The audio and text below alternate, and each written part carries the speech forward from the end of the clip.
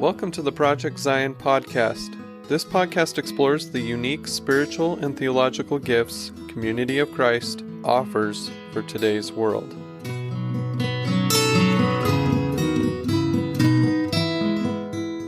Welcome to Cuppa Joe, where we explore restoration history. And I'm your host for Cuppa Joe, Karin Peter. Our guest today is Richard James. Now, Richard is the son of a Welsh coal miner and was born in, now I'm going to take a huge try here, Richard. I didn't ask you, so we'll see how I do well. Penllyghair? Not too bad, Penllyghair. Okay. Say it again, please. Penllyghair. Okay. All right. I didn't mangle it too bad. Thank you. Swansea, at least that's how I'd pronounce Swansea in the United States, South Wales in the United Kingdom. He is an associate of the Chartered Institute of Bankers in the United Kingdom and has a Master of Arts in Religion from the Community of Christ Seminary. Richard is also secretary of the Council of 12 Apostles, which is the lead missionary quorum of Community of Christ. And he is assigned to the Eurasia mission field, which includes the British Isles Mission Center, Western Europe Mission Center, and the Eurasia Mission Center, a large area. So, hi, Richard, and welcome to Project Zion. Well, thank you, Karin, and diolch yn fawr I chi. Thank you, croeso. Okay. Are we going to get more Welsh as we go along, Richard? One or two words thrown in. Okay. Maybe. All right. So, Richard, we're talking today because you contributed a lecture to the Fall Historic Sites Foundation Church History Series, which is titled Without Boundaries. And your lecture is titled Community of Christ History in Wales, From the Hell of the Coalface and Iron and Tin Plate Works to Zion. And that captured my attention as I ran through the list of lectures. So to begin with, before we kind of start, based on what you've said already, our listeners probably picked up that you are Welsh, you live in Wales, and so you are most qualified to tell us a little bit about this part of church history. But first, if you would, tell us a little bit about Wales. Well, I think the first thing to say, yes, I am Welsh, and I come from Wales. So just to put a little bit of geography onto this, Wales is a part of the United Kingdom. Many people identify this part of Europe as being England, but in fact there are 4 different countries make up the United Kingdom. And another term that we tend to use is Great Britain. So again, Great Britain is 3 countries. It is Scotland, England, and Wales. And so we're a very proud nation. We have our own language, 1 or 2 words that I can speak. It's a Celtic nation. I'm very proud of our Celtic Christianity and connectedness with all of creation. So I would say it's God's country. Some beautiful countryside and ocean, but more importantly, beautiful people. Of course, we would expect no less, knowing you, Richard. And thank you for the clarification about United Kingdom and Great Britain, especially for folks in the United States who don't have a working knowledge of the countries in the United Kingdom. That's very helpful. At least it's very helpful for me to kind of make that distinction. So I promise never to use England when I'm talking about Scotland, Ireland, Northern Ireland, or Wales. So what made you decide, Richard, to do this lecture, to offer a historic sites lecture on the history of the church in Wales? Have you done some of this before? Was this a new idea? What happened? Yeah, I think when I look at this, it always starts with invitation. Somebody sows a seed of, oh, how about doing something like this? If I look back a little bit, when I was doing my Community of Christ Seminary, Derek Judd, who was employee of Bishop of the Church, and I did a history of the church in Wales as part of our church history model. So that was some initial work we did a little way back. But I think more recently, our online congregation community circle had a disciples toolbox in April this year. And the title was History Happens Here, Stories of Community Christ Across Europe. We had multiple storytellers, and Barbara Walden was facilitating the conversation. As the apostle, I was asked just to do an introduction and just draw in a little bit of things together. And naturally, I looked at the history of Wales and just shared a little bit. And then I think Barb thought, maybe we could get Richard to tell us something about the history of the church in Wales. And surprisingly later, I had an invite from Barb to do one of these lectures. It's interesting. I think the thing that really struck me is the rocks in Wales, and they have a story to tell. And maybe I can tell a little bit more about that later. What is in the rocks that make the restoration message come alive? Okay, I look forward to hearing that story about the rocks in Wales. I'm assuming, since we alluded to the title of your lecture, that it has something to do with the conditions of the people in Wales, how people were living, what was happening historically at that period of time when the church message first came, etc. But I know your lecture, we had the ability to go deeper and a little bit longer. We're going to have to be a little more concise here, but I'd really like to hear more about that, on what was happening in Wales and why were the people why was the situation conducive to the message of the restoration? So if you could just kind of share with us that, and I'll raise my finger and ask questions if something comes up, and let's see where we go with that. So share with us a bit. Okay, I'll try and paint a picture. And I think it really is important to understand context. Because when you understand the context, you go, I get it. I see how there was such a huge response of people to this restoration message. So I come back to what I just said earlier. What is in the rocks?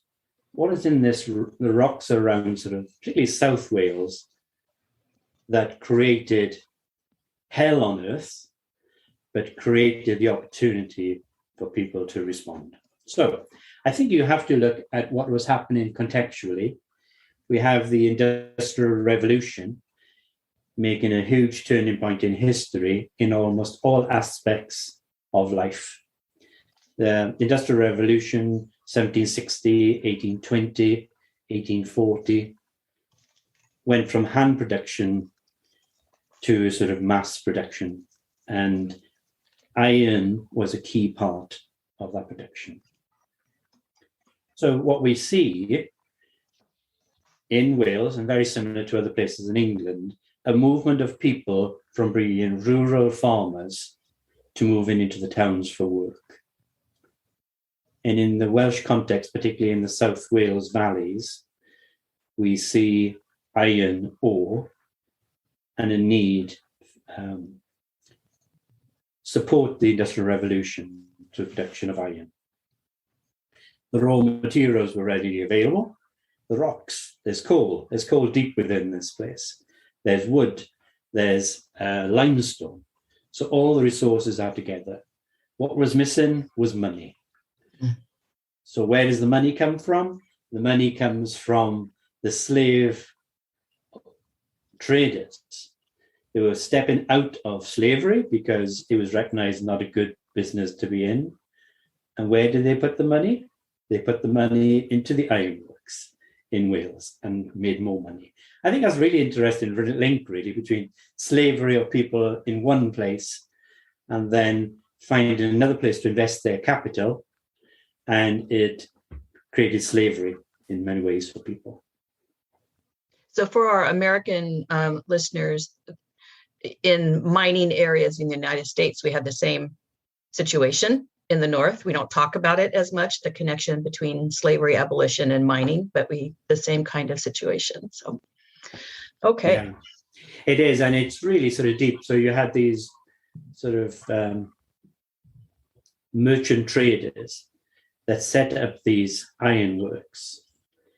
And so some people, they would quote and say, the people have been deprived of their birthright.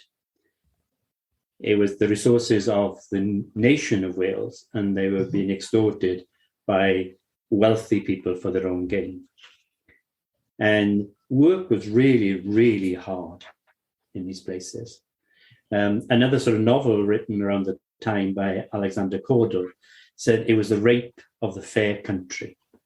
I know those are very provocative words, but when you sort of see what is done to the environment to extract the work of the iron, but also the impact it had on people's lives. So there's great oppression of people. The natural resources are being abused in some ways to further the richness of these people. So due to the oppression of people, we see a rise in the need for social reform. So politically across the UK, we are seeing movements like the Charterists and other political reformers looking for changes to the political landscape. So that's going on in Wales, and particularly South Wales. So you've got oppression and you've got a movement looking for social reform. In some ways, what's more unique to the Welsh setting is Welsh non-conformist religious tradition. Let me see what that says. I'm a Welshman. I like to say, don't put words into my mouth. I can speak for myself. We tend to speak up if there's any oppression, or if we disagree, then we will say our voice. So you have this tradition of Christianity, which would be the institutional church, Church in Wales, Church in England. And Welsh people were resisting that because that was the religion of their masters, their iron masters, their coal masters. And so what happens is that there is this Welsh non-conformity around Baptist, and not Southern Baptist, this is sort of Baptist and Anabaptist. And they start developing opportunity for expressions of Christianity that are low hierarchy. And if you fall out with your leaders, you just start another church, just non-conform, just one. And so what they were doing, they were offering social reform, but it was reform, but there's a life to come. Let's get you saved now for the life to come. So I see a place like Merthyr Tydfil. Merthyr Tydfil was a really small town, a low population before the beginning of the Industrial Revolution, and dramatically increases. This is where the raw resources are. So there's iron smelting going on in 4 major works. Ironically, one of these now is a UNESCO heritage site, same status as Taj Mahal. Merthyr's population suffered crime, disease, and squalor, and no sewerage system, so people were walking through sewerage on the streets. You had a mass immigration of people because they're looking for work. These were farmers, not used to urban living. And you also had people returning from the Neapolitan wars that were going on. And so there's this social unrest, immigrants coming into a place not big enough to cater for people. There's busyness, there's work, there's grime, there's economic boom was happening, there was a slump. The pubs were centers of community, drinking was a major problem. Maybe from a US context, it was the frontier, it was the wildest place to be. Thomas Carlyle, who's an historian and a writer, says about Merthyr, it was a vision of hell. Yet in the center of this was radical non-conformity that practiced democratic decision-making in the chapels, and the vast majority of people could vote. Okay? We take for granted that most people can vote now. This wasn't happening in the UK at that time. Women had no vote.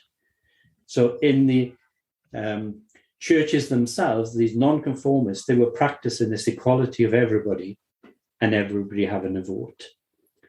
So also we get great political agitation and unrest and riots going on.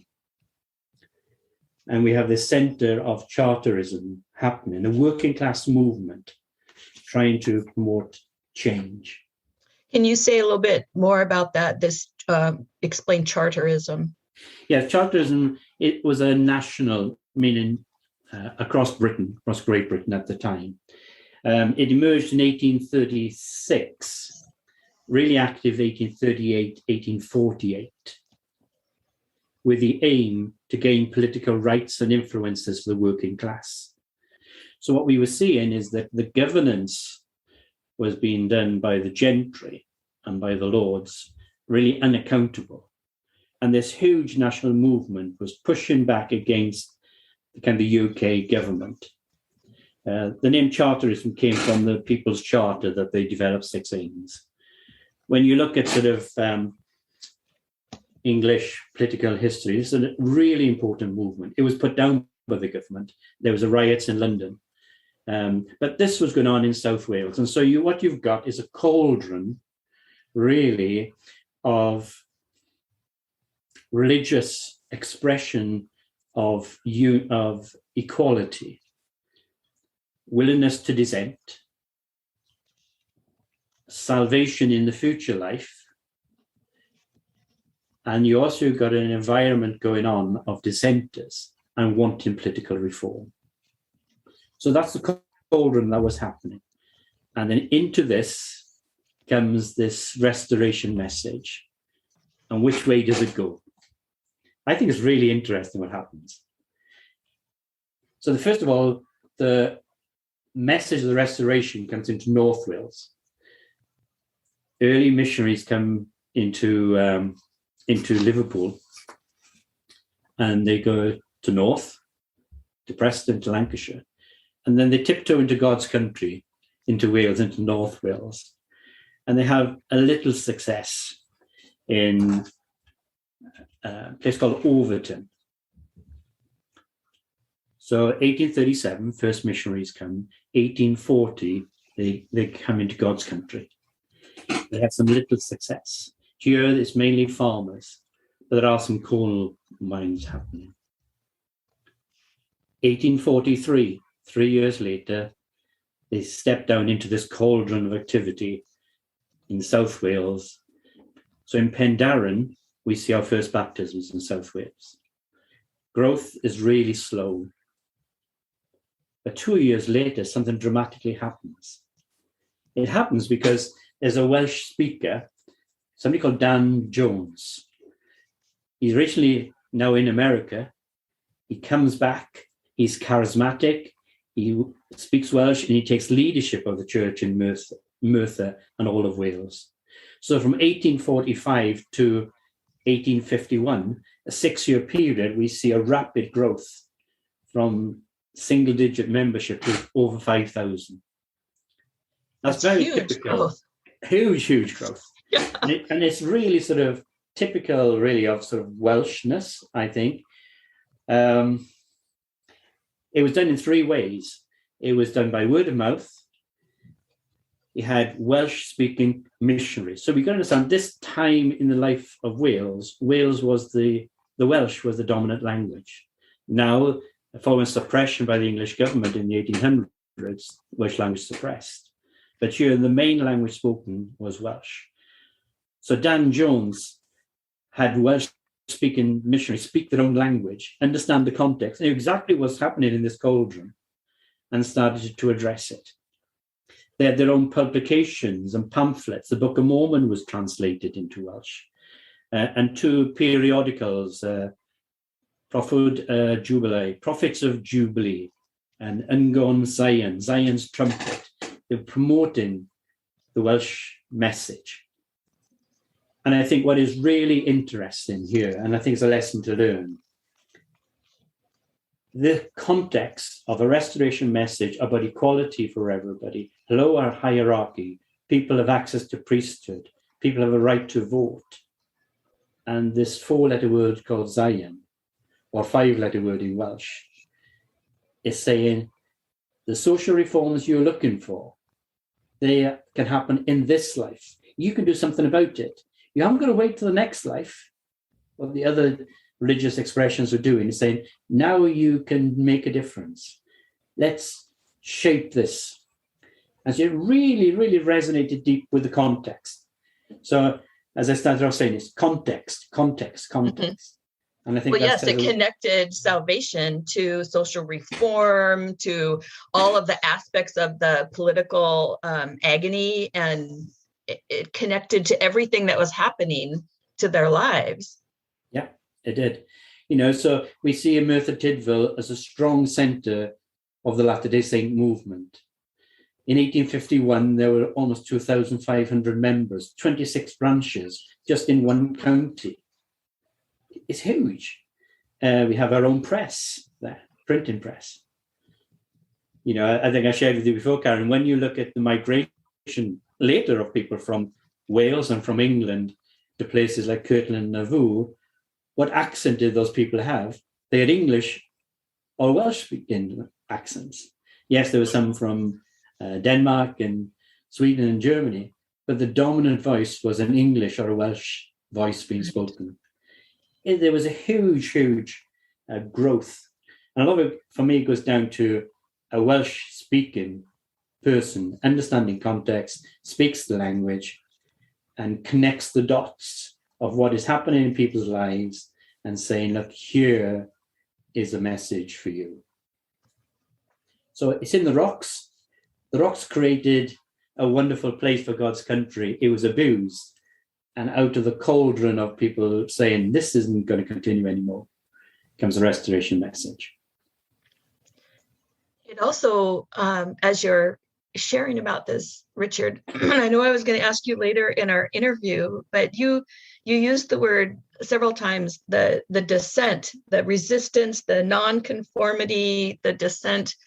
For our former LDS members, that doesn't resonate as much as it does with someone maybe who grew up in the reorganization, because that's inherent in our institutional culture, is the dissent. And I have a feeling we can trace that somehow to our Welsh ancestry in the church. I think it's part Welsh. I think in Britain we have this something called loyal opposition, where it's okay to stand up to the crown at that time and speak.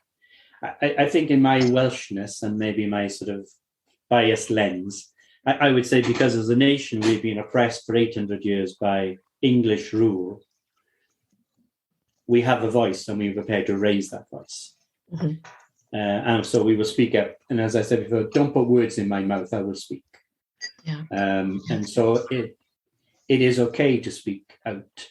And you still, I think also part of Welsh culture is this strong sense of identity of longing and belonging.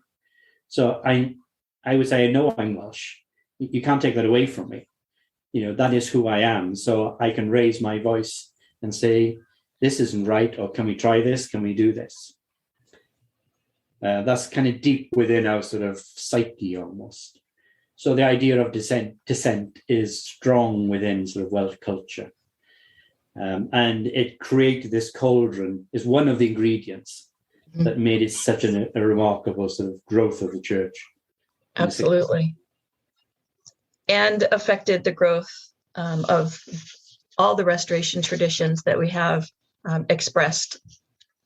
Absolutely. That we participate in the United States and around the world. Yeah.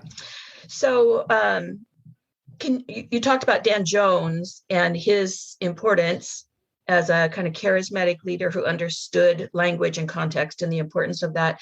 Can you tell us about some of the other original members or leaders or figures, if you will, in the church in Wales? Yeah, I think the research that I've done hasn't gone deep enough yet to draw out some of the stronger characters. I do want to draw on one because it has an impact on Community of Christ history. Well, there are two, but let's stick on one. Somebody called Adelphus Edwards. Okay, Adelphus Edwards, his family are from West Wales, a place called Llanelli. We have a group there. Again, we're talking of a period when the South Wales coalfield, there are so many congregations, and this is one of the western points. So he's in Llanelli, and then for some reason he goes to Cardiff. Cardiff's the city that I live in. Now it's an hour's drive by car, so maybe on horse and cart it might have been a few days. But he finds himself in Cardiff, and there he's supporting the congregation. And this is what I love, something that's in our church history. It says he closed the door of the church in Cardiff and moved to USA. That's all it says. Okay. So he closed the door in Cardiff and moved to the USA. And about maybe 15 years ago, I was in Dundalk in Baltimore. And I was sharing this part of the conversation about the connectedness between Wales and the USA. And they said, Delphus Edwards' family came here, and here's some of his family. So he closed the church in Cardiff and started the church in Dundalk in Baltimore. And I think that's incredible how that sort of, wherever his journey went, he stayed connected with the church. And then as today, we have been blessed by the Edwards family.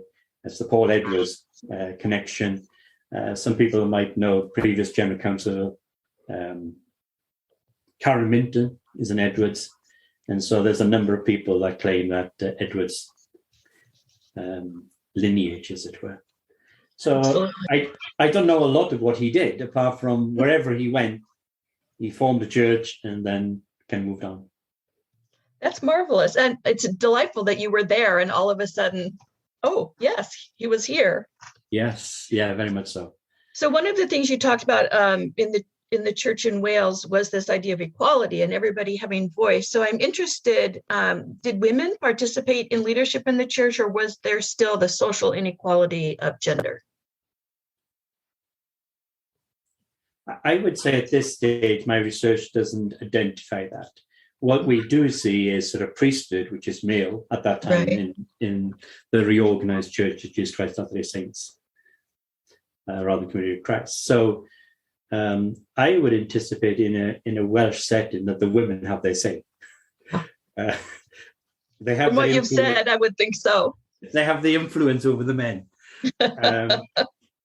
So I wouldn't have thought there'd be direct leadership. This is a slight digression here. There's something in Welsh history called the Rebecca Riots.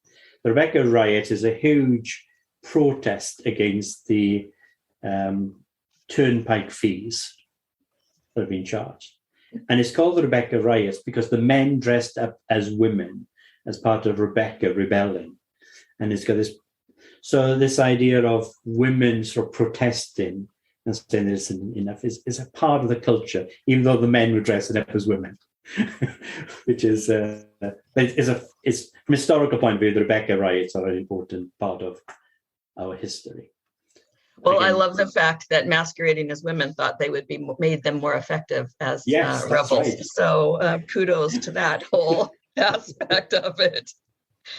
So you live in Wales now. What's the church like now in Wales?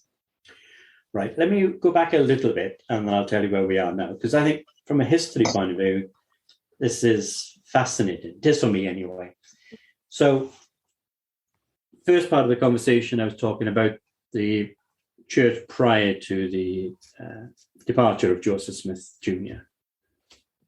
1863, we organized, our Community of Christ people come. They find a little disarray. The church is decimated at that time, one because of the death of Joseph, but really because of polygamy and Adam God theory. Those did not sit well with Welsh people, not one bit. And also some of the social reform messages that were trying to be enacted through the Restoration movement are already being done.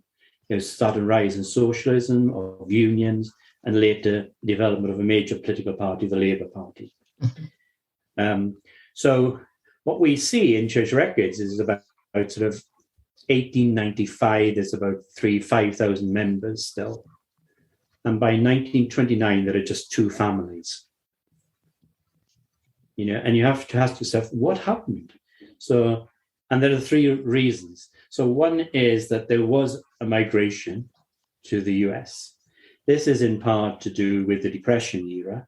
And as bad as it was in the US, and it was bad, people were still migrating. We also see a time when the church had to lay people off, and they laid off two really significant missionaries and the family connections. So people were upset at that.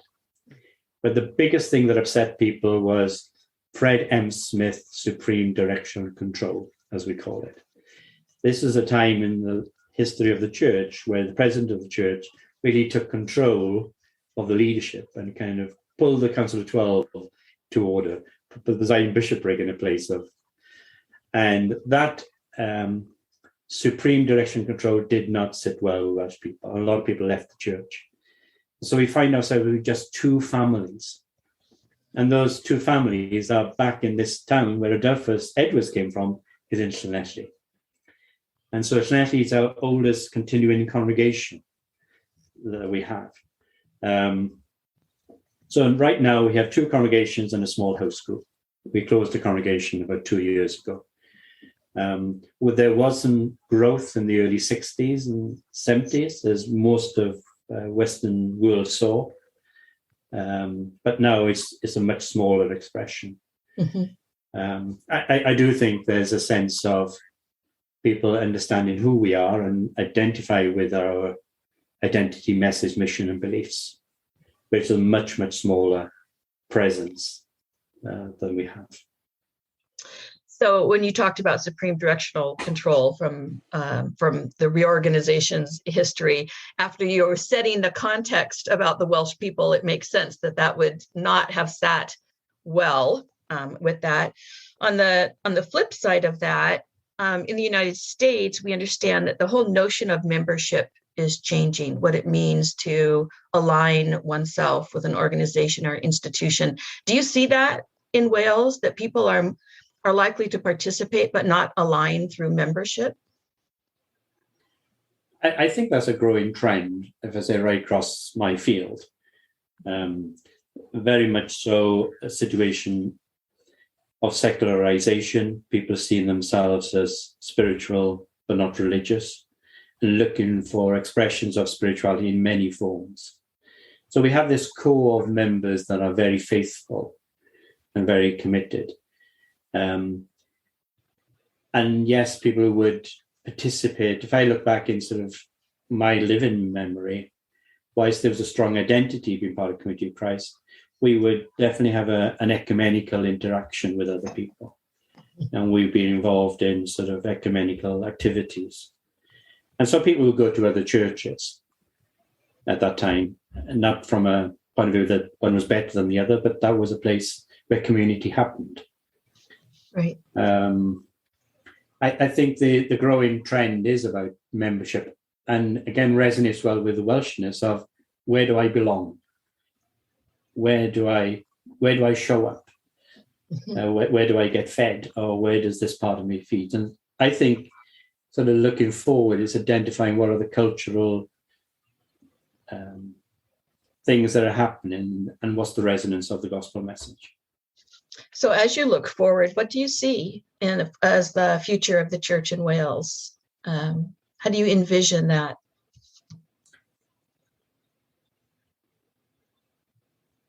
Let me say, I'm very hopeful for Community of Christ.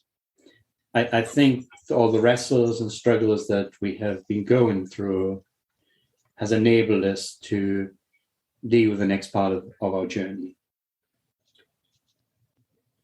If I look back sort of in Welsh tradition, there is a prophecy given, and at a time the prophecy would have been part of, and this is from a woman who said that once, this was in Llanelli, in this small sort of group, that once again the hills and valleys of Wales will resonate with the sounds of the gospel. So a lot of people are aware of this older sort of prophecy. Now, whether it's a prophecy or whether it's just wisdom, I can see hope for Community of Christ in Wales. We have a strong sense of community and dissent and protest. And as we align ourselves with what is happening in our society around us. We have a strong sense of movement in the Europe field about justice and peace and non-violence. And if I look back as what resonated well in the South Wales valleys was the condition and oppression of people. And so if we can find our voice and we can stand with those that are marginalized or oppressed, then I think there is a hope, a future for us. It's about equality for all. It is a place at the table for everybody. And Wales has got this wonderful sense of hospitality. It's rich within us. A lot of cultures have hospitality as part of traditions. God's country hasn't missed out on that one. There's always a welcome. I look at my own upbringing in a home where our door was always open, whatever time of the day it was. And it wasn't to see my father, who happened to be the pastor. It was to speak to my mother, because she had this ability just to be present with people and just to accept people. And they would share their story or what happened in that day. And sometimes the door would be open at 2:00 in the morning and a stranger might walk in. And so that idea of hospitality, invitation, I think fits us well. It fits like a glove into our culture. Yeah. And the sense of community and longing and belonging. And I think that the kind of message, as we say, we follow Jesus, the peaceful one, in our context, what does that mean? And so I'm very hopeful for Community of Christ. So we have this mission initiative in Community of Christ, abolish poverty and suffering, which seems to resonate with the history of the church, the story of the history of the church in Wales. What can we learn from the story of the church in Wales, the history that we've experienced there?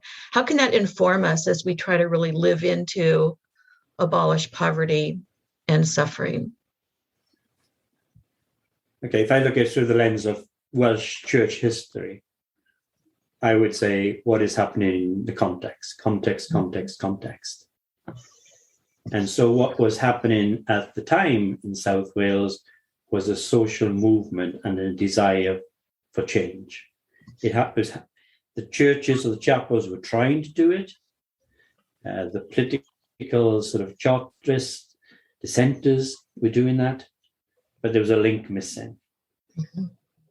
When I look at today's culture and look at abolish poverty and suffering, I find it abhorrent that it was the 5th or 6th richest country in the world, we have so many food banks.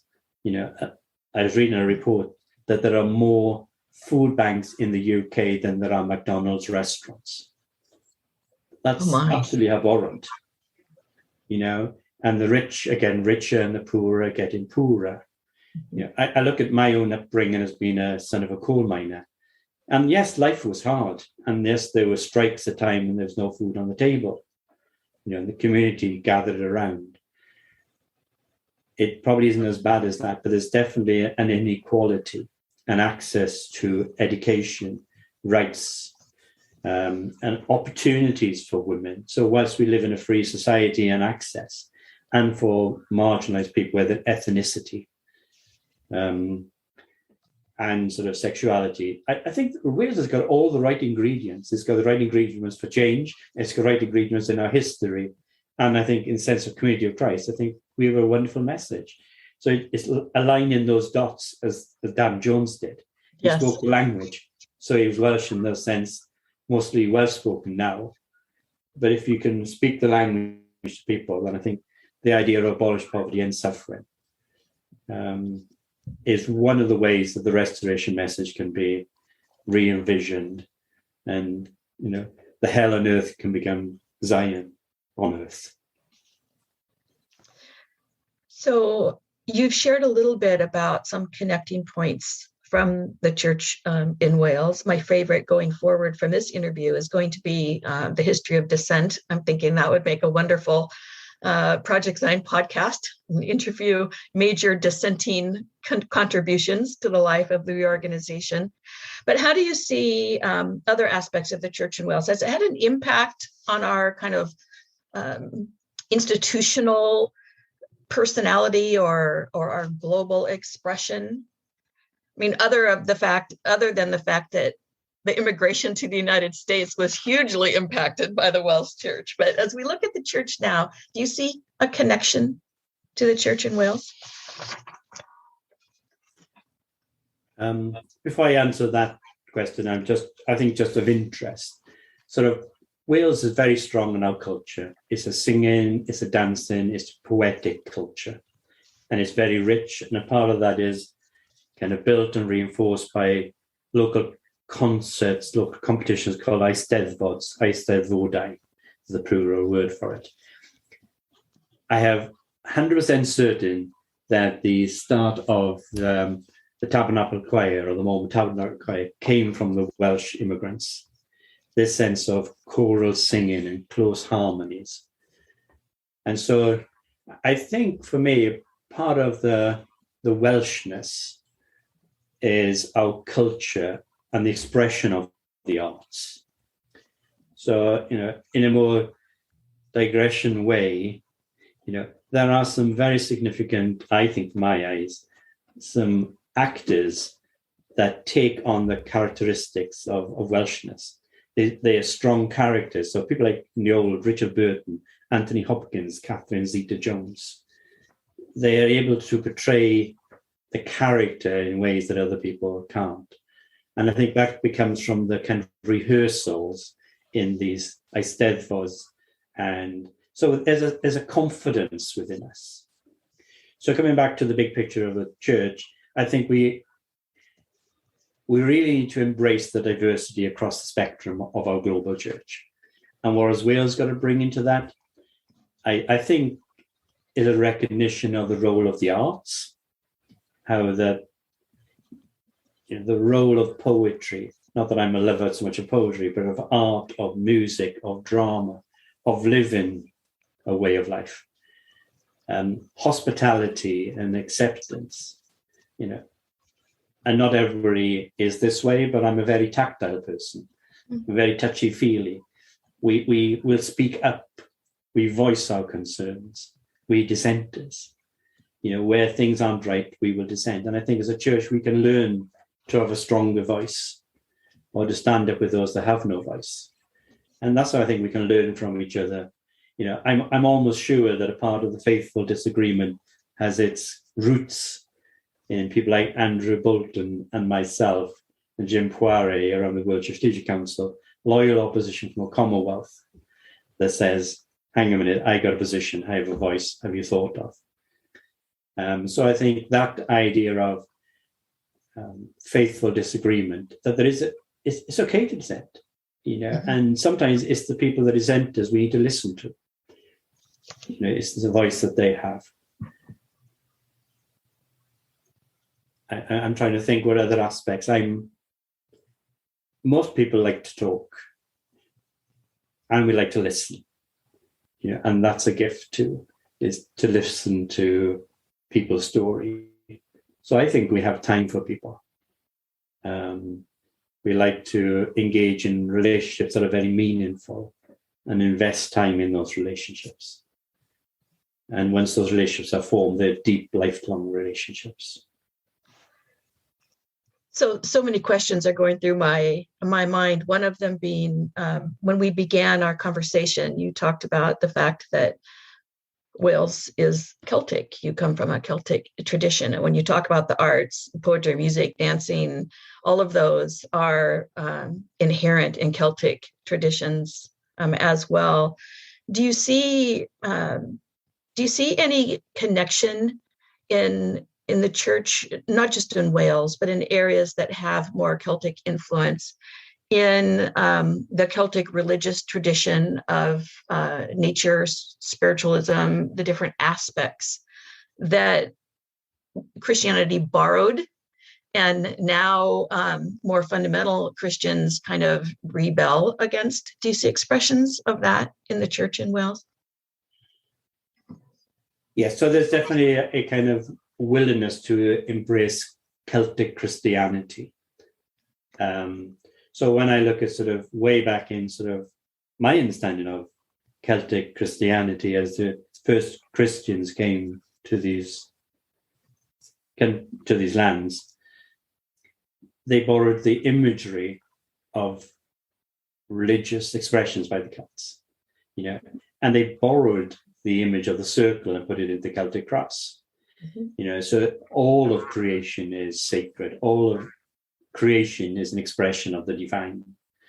And so that's something, when you are sort of Celtic, you just take that for granted, that all of nature, I'm sure you know, Karin, I just love being by the ocean. I just love being in the mountains. I love being around creation. The ocean resets my balance. You have to yield your own rhythm to the tide.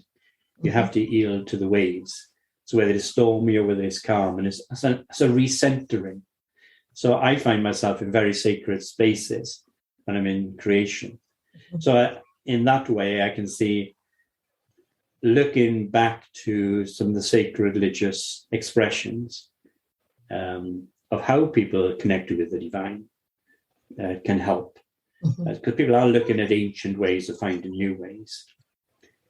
And that can be a way for people to connect. Yeah.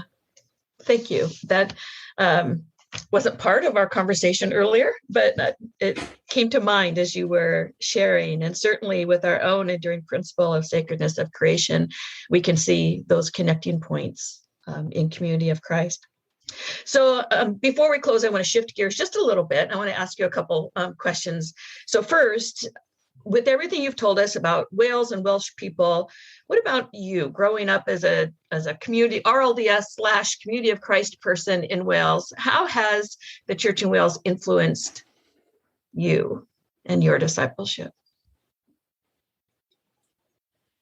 So for me, I would say that I am a disciple of Jesus Christ. And I would say the peaceful one. And I choose to live out my discipleship in community of Christ. So foremost, I follow Jesus. And I find the best expression of that, and the best expression of me, is in community of Christ. So I grew up in a place in Penllygdair, where my father was a coal miner, and he found a church deep within the coal mine. He was a lay minister that had gone around different non-denomination, non-conformist churches. And there was somebody in this coal mine, a church member. And my dad was offering blessing upon his lunch. We would have been probably jam sandwiches or very little. And the conversation started around a meal, and took sort of 2 years for him to find that this was something that he sensed a call to. So my mother and father and my 3 oldest siblings were baptized probably 5-6 years before I was born. So I was born into the community of Christ. So I find myself born into a community that is extremely loving and supporting. It's a time when the church is growing, it's vibrant, there's lots of activities going on every day of the week, and catering for different voices. And equality is right on the table. Talk about women in leadership, women are there, and it is, it's very dynamic, it's very affirming. I grew up in this where at 8 years old, I was baptized. I can't remember a thing about my baptism. It was my birthday. I remember having a football, a soccer ball for my birthday, but I do know I wanted to follow Jesus. And that was my decision. I grew up in a place where spirituality was lived. People laughed, they prayed together, they cried together, they kind of shared their heart and their hopes. It was a true sense of community. And probably one of my earliest memories is being in prayer meetings and falling asleep on my mother's knee, but having this sense of you just bathed in love, and acceptance. So I was very privileged to have this kind of community.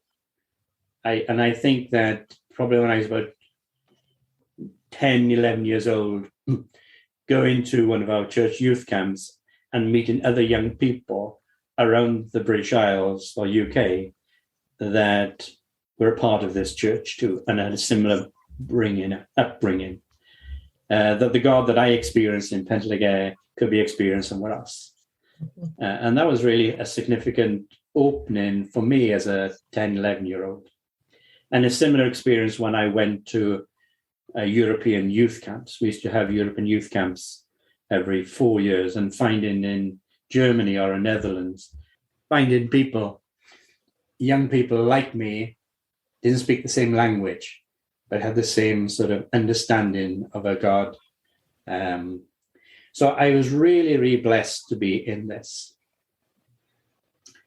I find myself at 18 years old being elected as being a pastor, a co-pastor in this congregation at 18 years, at 20 years old. And at that age, you're fearless. You think you can do anything. Professionally, I was in a bank. Things were going well. And I think this is what a loving community does. It supports you. It catches you. It encourages you. You're going to make mistakes, but there's lots of grace abounds around, and that can help. But there's a willingness to embrace the giftedness that I brought. I was a district president and leader of an area when I was 22 years old, and I was assembly when I was 25. But again, in some ways, my professional career was opening up as a banker, but also the church recognized that giftedness and was willing to embrace it. And that meant a lot to me. So I've been fortunate to be brought up in community that values you as an individual, that realizes that you have something to bring. Everybody else has something to bring to the table, and we better because of it. I think a big shift for me in my relationship with God came when the bank needed to relocate me from God's country to that strange land called England. As a corporate banker, they move you around from location to location. Mm-hmm. And beginning of the 90s, there was a recession hitting the south coast of England, and they wanted managers to help that situation. And I found myself, our family, found ourselves in a position where we were in church every day of the week. And it was good, but life was so busy. There was something going on, and life was wrapped around church and God, and life was squeezed in the middle of all that. Mm-hmm. And we find ourselves relocated to this strange land called England. And it was only every 2 weeks that the small house group met. And that was a big adjustment for us. And at first we felt guilty. We were not doing, we were not upfront or participating or visiting, and it was a guilty feeling. And then we found that the rhythm was healthy. It was healthy physically for ourselves, but also relationships. And it helped us to separate our relationship with God and an institution like a church or expression of community. And what we found that our relationship with God was more honest, more authentic, because we experienced the God in a different rhythm. And it wasn't about busyness or doing. It was about being. And that's a big shift for us. And then identifying and finding Community of Christ has a wonderful sense of community and message that helps us be better people, helps us change our world, helps recognizes our giftedness and wants to embrace that. And so that was a significant turning point in our kind of connectedness with Community of Christ, and positively saying, this is the place where, for now, we want to live out our community, our expression. And we used to have people just over for dinner, even though we had a young daughter at the time, Sarah, she's now 30 years old. But we had an evangelist come once a week, and he used to feed her, and that was his joy of his life. But we were blessed so much by that. And just simple things like we could do hospitality, we could invite people into our home, we could go to places together with friends, and friends in the church and outside the church. And I think sometimes our busyness can be a distraction to be authentic. So as I say, I like to say, I'm a disciple of Jesus, the peaceful one. and I live out my discipleship in Community of Christ. Because for me, the values, our identity aligns very much with who I am as a person. And I think I'm a better person by being in community and in Community of Christ. Thank you for sharing that, Richard. In this day and age where busyness has been interrupted by a pandemic, many of us are discovering that new rhythm that we didn't have before and experiencing similar epiphanies, if you will, as we're going forward. One last question about your own self going forward. When you were doing the research for your lecture, or even when you were doing the research in seminary originally for the history of the church in Wales, is there anything that you learned or relearned or explored that has impacted you from your research going forward? Yeah, I think that the thing that resonates deeply with me, one is that the restoration message resonated with the working class people. And it is context, context, context. Mm-hmm. So you can have the most wonderful message you like, but unless it's relevant and it can be interpreted in the context of people to hear it in their own language or their own context, nothing will happen. So I take away from this the gift of our roots is alongside the people that have been oppressed, the people that want a better life but need some help in getting there, or ideas how to get there. And so the idea of Zion at that time was a reality that says, what I'm looking for, I can have that here. Mm-hmm. And I think as we look at the sense of building sacred community, we can have that here. You know, and that can be online or it can be in person somewhere. And I think that was the kind of opener of me, identifying the core part of where our message resonates with people. And then as I look through the lens of being a Welsh person, how do I use my culture and my giftedness to foster that even more? So Richard, I want to thank you for being our guest today here on Project Zion podcast and sharing with us so eloquently, not just about the history of the church in Wales, but about discipleship and mission. But before we go, I need to ask you if you have any last comments or closing thoughts that you'd like to offer before we sign off. Well, for me, I appreciate the opportunity just to share my story. Mm-hmm. I think it's important we listen to our stories, and everybody has a story to tell. When I was preparing this back in April, I deliberately went to the area, this cauldron area. And whilst there's no expression of the church there, I said, the rocks almost shouted out, this is why, this is our story. Listen to our story. And so whilst there's scars now on that rock, where the coal's been hewed out or the limestone, you know, I look at people's lives and there are scars on people's lives, but they have a powerful story to share, you know, and I've just captured one or two individuals here, but it's in the art of the storytelling that we hear the heart. And I think that's what we just need to listen to, that heartbeat. So let us make time for each other and to listen to the stories that we have to share. Well, thank you for making time for us today, Richard. And for our listeners, we encourage you to view Richard's lecture, part of the fall lecture series, Church Without Boundaries. You can find it on historicsitesfoundation.org. It will be archived there for you to watch it, as well as many other lectures. What date did it air, or does it air, Richard? Do you know? 28th of October. Okay, so if you want to watch it live, you'll have to go on the historicsitesfoundation.org website and get that information. And you can participate live, I believe, by chat. You can ask questions as well at the end of the lecture. Or you can reach Richard via email if you have questions about the church in Wales or about the church in Europe currently.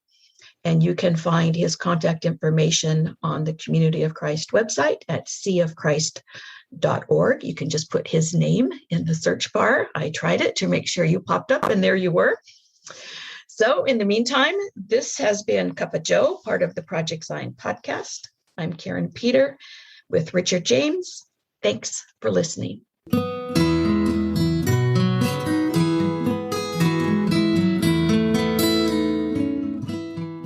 Thanks for listening to Project Zion Podcast. Subscribe to our podcast on Apple Podcast, Stitcher, or whatever podcast streaming service you use, and while you are there, give us a 5-star rating. Project Zion Podcast is sponsored by Latter-day Seeker Ministries of Community of Christ. The views and opinions expressed in this episode are of those speaking and do not necessarily reflect the official policy or position of Latter-day Seeker Ministries or Community of Christ.